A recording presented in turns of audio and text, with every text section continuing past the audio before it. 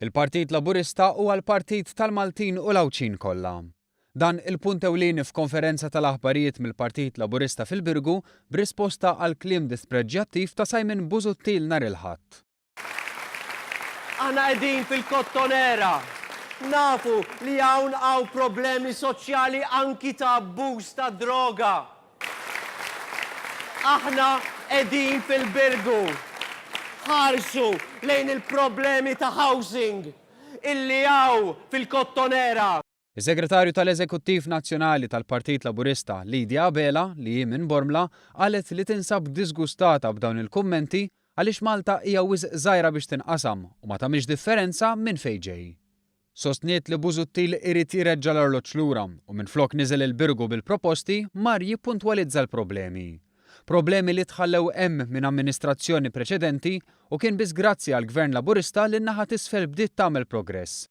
Innotat ukoll kif Simon Busuttil kien fatwalment skorrett dwar problemi li jeżistu madwar Malta kollha. Allura kien irresponsabbli għaliex minflok għamel ir-riċerka tiegħu, minflok għamel il-homework tiegħu, il-kap tal-Oppożizzjoni l-bieraħ ġie hawnhekk u nsulentana u qalilna illi hawnhekk huwa post il-kottonerija post fejn għandna il-problemi. Fil-fatt, innota l-Ministru Chris Fearn fejn jidħlu pereżempju single mothers minn 54 lokalità, il-Birgu jinsab fil-31 post u prattikament l-istess fis-sitwazzjoni tal-qatt.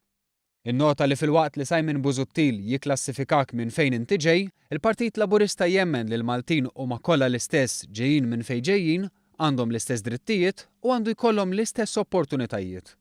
Bħal meta Gvern Nazzjonalista waqqaf is-servizz ta' ambulanza miċ-ċentru tas-saħħa ta' Raħal Ġdid li llum tirċievi mal-220 sejħa fix-xahar u permezz tagħha qed ikunu salvati bosta ħajjiet ta' residenti fin-naħa t'isfel ta' Malta. Dan kollu juri li waqt il Simon Busuttil Malta hija maqsuma f'żoni fejn skont minn fejn tiġi għandek ikollok riżorsi dedikati għalik jew le, għall-Partit Laburista dan ma jgħodx. Il-Partit Laburista huwa l-Partit ta' Malta għawdex kollu, il-Partit Laburista huwa l-unika garanzija li l-Maltin jgħixu fejn jgħixu ikollhom ħajja aħjar u jkollhom l-aqwa żmien ta' pajjiżna.